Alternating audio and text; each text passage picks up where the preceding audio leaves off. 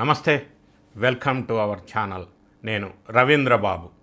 ఆంధ్రప్రదేశ్ రాష్ట్ర మాజీ ముఖ్యమంత్రి వైఎస్ జగన్ రెడ్డి గారు గడిచిన 1.5 ఇయర్ నుంచి సుమారుగా ఆయనకి అవకాశం ఉన్నప్పుడల్లా అప్పుడప్పుడు గుర్తొచ్చినప్పుడు బెంగళూరు నుంచి వచ్చినప్పుడు పర్యటనల పేరుతో పరామర్శల పేరుతో యాత్రలు చేస్తున్నారు. ఈ యాత్రల వల్ల వైఎస్ఆర్ కాంగ్రెస్ పార్టీకి జగన్ రెడ్డి గారికి లాభమా నష్టమా? మరి ఈ పరామర్శ యాత్ర పేరుతో యాత్రలు ఎందుకు చేస్తున్నారు?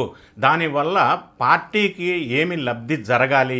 ఏ రాజకీయ నాయకుడైనా యాత్రలు చేసినప్పుడు ప్రజలతో సత్సంబంధాలు కలగాలి, ప్రజలతో కనెక్టివిటీ కలగాల, ప్రజల్ని ఒప్పించి మెప్పించి వీళ్ళ వైపు తిప్పుకునే విధంగా ఆ యాత్ర ఉంటే ఆ యాత్ర పర్పస్ సర్వ్ అయినట్టు.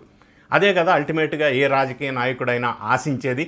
మరి జగన్ రెడ్డి గారు పర్యటనలు, ప్రతి పర్యటన ఎందుకు వివాదాస్పదం అవుతుందా? దానివల్ల ప్రజలకి లబ్ధి జరుగుతుందా? ఆ పర్యటనలో ఆంధ్ర రాష్ట్ర ప్రజలకి ఓటర్లకి ఇచ్చే మెసేజ్ ఏంటి? ఏం సమాచారం, ఏం మెసేజ్ ఇస్తున్నారు?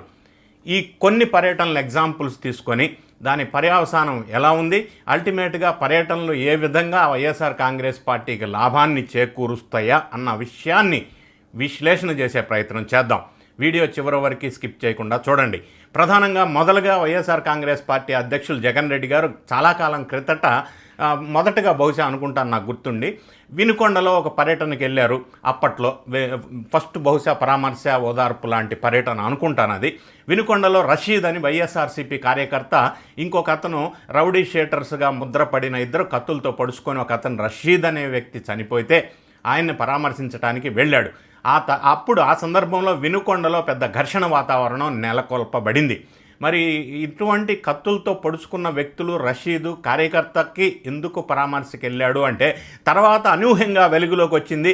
ఆ రషీద్ అనే కార్యకర్త జగన్ రెడ్డి గారు మద్యం కుంభకోణంలో ఆ షాపుల్లో అతను ఒక పాత్ర పోషించాడు, అందుకే అంత ఇంపార్టెన్స్ ఇచ్చి వినుకొండ వెళ్ళాడు. అది ఘర్షణ వాతావరణానికి దారితీసిన విషయం. ఒక సంఘటన, ఒక ఎగ్జాంపుల్గా మనం చెప్పుకోవచ్చు. రెండో పర్యటన గుంటూరులో మిర్చి యార్డులో పర్యటన చేశారు జగన్ రెడ్డి గారు. ఆ సందర్భంలో అక్కడ ఎమ్మెల్సీ ఎలక్షన్స్ సందర్భంలో ఎలక్షన్ కోడ్ ఉంది. ఆ కోడ్ని అతిక్రమించి పర్యటనలకు అనుమతి లేదు, చెయ్యొద్దు అని పోలీసు వాళ్ళు చెప్తే పోలీసు ఆజ్ఞలని విస్మరించి వయలేట్ చేసి గుంటూరు మిర్చి యార్డు పర్యటనకి మంది మార్బలంతో పాటు వెళ్ళాడు.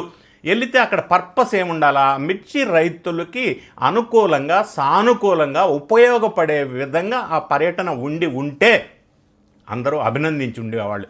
అక్కడ జరిగిన సంఘటన ఏంటి?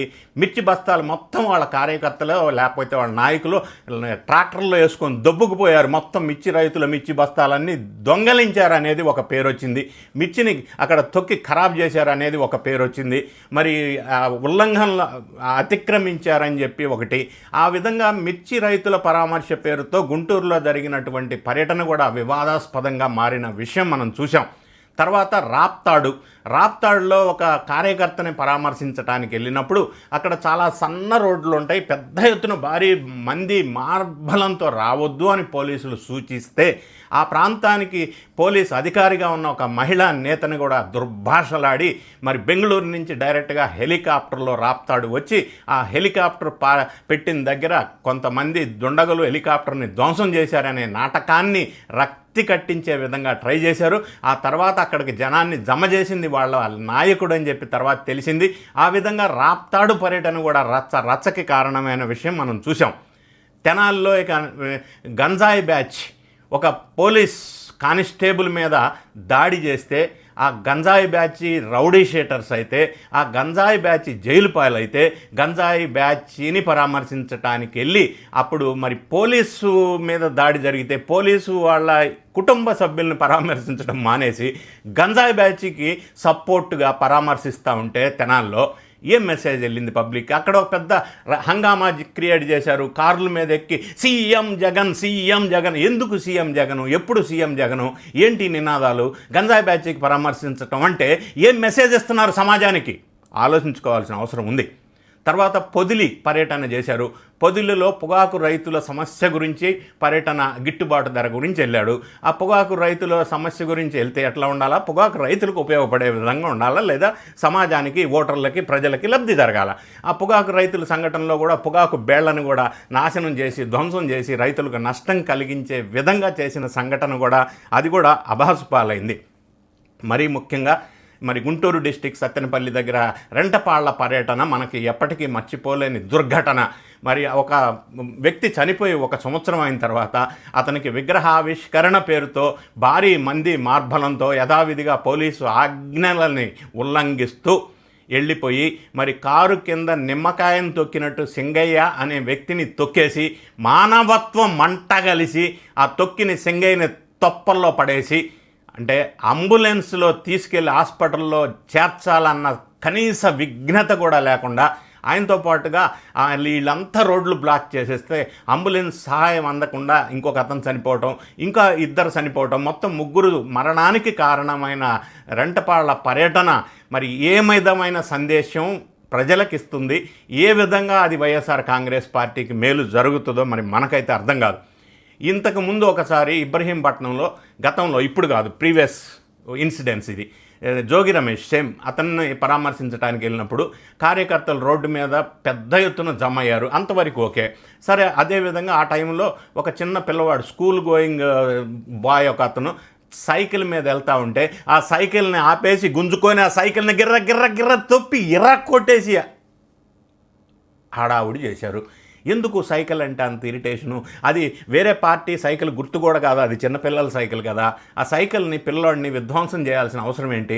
అంటే ఏం సందేశం ఇస్తున్నాం మనం? అసలు ప్రజల్ని భయభ్రాంతులు చేస్తే ప్రజలు పార్టీలకు ఓటేస్తారా? మరి మనకు అర్థం కాని అంశం. బంగారుపాణ్యంలో పర్యటనకి వెళ్ళారు మామిడికాయల రైతులని పరామర్శించడానికి. మామిడికాయల రైతులు ఎవరైనా 6 కాలం శ్రమించి కష్టపడి పంటని పండిస్తారు. అటువంటి పండించిన పంటను తొక్కిస్తే, నాశనం చేస్తే, ఖరాబు చేస్తే ఏ రైతన్నా యాక్సెప్ట్ చేస్తారా? ఏ రైతన్నా అభినందిస్తాడా? బంగారుపాణ్యంలో వేరే రైతు పండించుకున్న మామిడికాయలను తీసుకొచ్చి నడి రోడ్డు మీద పెట్టి ట్రాక్టర్లతో తొక్కిస్తే అది రైతులకు మేలు జరుగుతుందా? అది ఏ విధంగా యాక్సెప్ట్ చేస్తారు? ఎవరైనా ఓటర్లు కానీ, రైతులు కానీ, సామాన్య ప్రజానీకం కానీ ఈ సంఘటననే అభినందిస్తారా? అదేవిధంగా నెల్లూరు దగ్గర ఒక పర్యటనకి వెళ్ళినప్పుడు అక్కడ జనం రాకపోతే బంగారుపాణ్యం కమాన్ ఆ విజువల్స్ వాళ్ళ ఛానల్లో పెట్టుకొని ఈ పర్యటన ఆ పర్యటనలాగా జన సమీకరణ వచ్చిందని చూపించే ప్రయత్నం కూడా చేసి అభాసు పాలయ్యారు. ఇది రకరకాల ప్రాంతాల్లో ఆయన చేసిన పర్యటనల విధ్వంసకాండ. మరి ఇంకొకసారి మనం ఆలోచించినట్టయితే వాళ్ళ పార్టీ నాయకులుగా లేదా వైఎస్ఆర్సీపీలో మంత్రులుగా పనిచేసిన వాళ్ళు, నేర చరిత్ర కలిగిన వాళ్ళు కొంతమంది జైలు పాలైతే వాళ్ళని పరామర్శించడానికి వెళ్ళారు. దాన్ని ఏ విధంగా తీసుకోవాలి? పిన్నెల్లి సోదరులు ఎన్నో కేసుల్లో, మరి ముఖ్యంగా జంట హత్యల కేసులు, మరి ఈవీఎంస్ విధ్వంసం కేసులు, చాలా అరాచకాలు, అన్యాయాలు, నేర చరిత్ర కలిగిన వాళ్ళు జైలు పాలైతే వాళ్ళని పరామర్శించడానికి వెళ్తే మనం నేరస్తుల్ని సమర్థించినట్టు కాదా?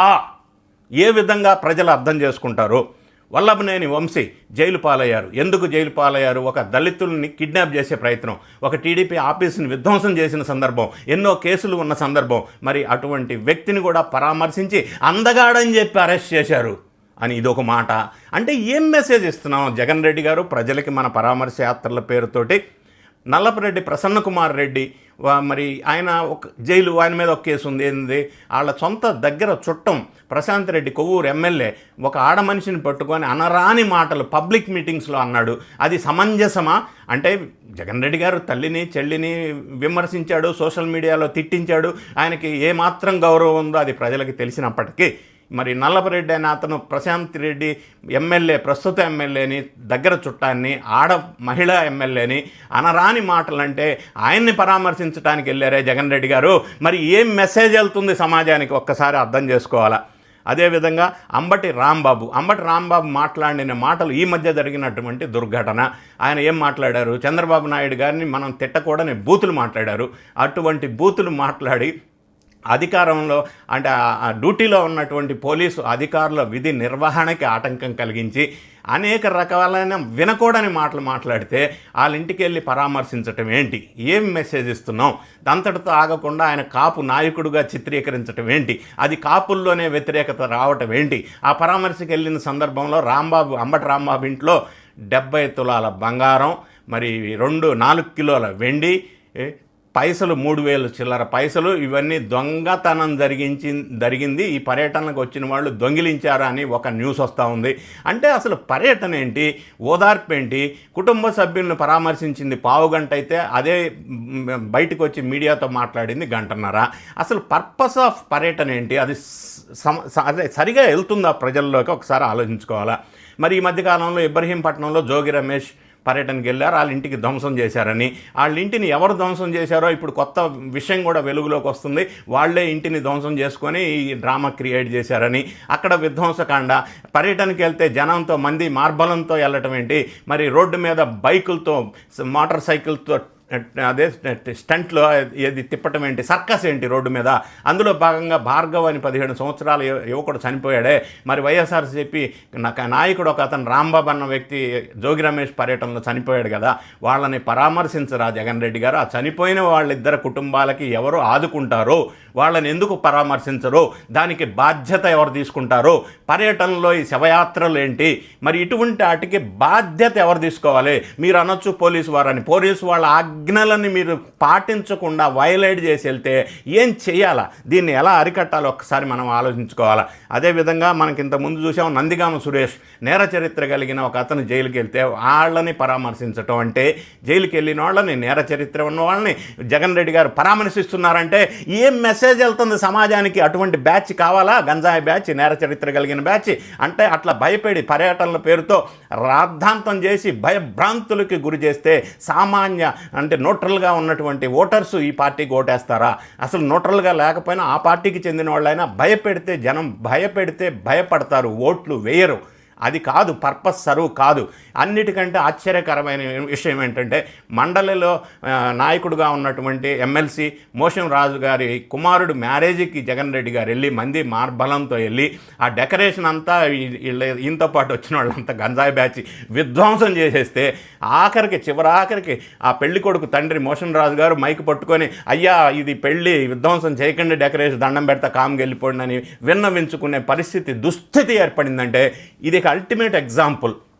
అంటే ఈ విధంగా కొన్ని ఎగ్జాంపుల్స్ తీసుకున్నట్టయితే జగన్ రెడ్డి గారు పర్యటనల ద్వారా ప్రజలకి లబ్ధి జరుగుతుందా, వాళ్ళ పార్టీ నాయకులకి లబ్ధి జరుగుతుందా, ఇంకా ఎక్కువ ఓటర్లు ఆ పార్టీకి ఆకర్షితులు అవుతున్నారా, లేదా రివర్స్గా ఏమన్నా అవుతుందా అనే విషయాల్ని భయపెడితే ప్రజలు ఓట్లు వేయరు, ఆదరించరు, ఈ రౌడీయిజాన్ని ప్రోత్సహించరు. ఇటువంటి నేర చరిత్ర గంజాయి బ్యాచీల్ని ఎవరైతే సపోర్ట్ చేస్తున్నారో వాళ్ళు నార్మల్ పీపుల్ ఎవరు సపోర్ట్ చెయ్యరు అన్న నగ్న సత్యాన్ని జగన్ రెడ్డి గారు, వైఎస్ఆర్ కాంగ్రెస్ పార్టీ వాళ్ళు ఒక్కసారి ఆత్మ విమర్శ చేసుకుంటే బాగుంటుందనేది నా సూచన. మీరేమనుకుంటున్నారు వీడియో చూసిన తర్వాత? మీ కామెంట్ని కామెంట్ రూపంలో తెలియచేయండి. జగన్ రెడ్డి గారు పరామర్శల పేరుతో చేస్తున్న యాత్రలు ఏ విధమైన ఫలితాన్ని ఇస్తాయి అన్న విషయాన్ని మీ కామెంట్ రూపంలో తెలియజేయండి. Thank you so much for watching.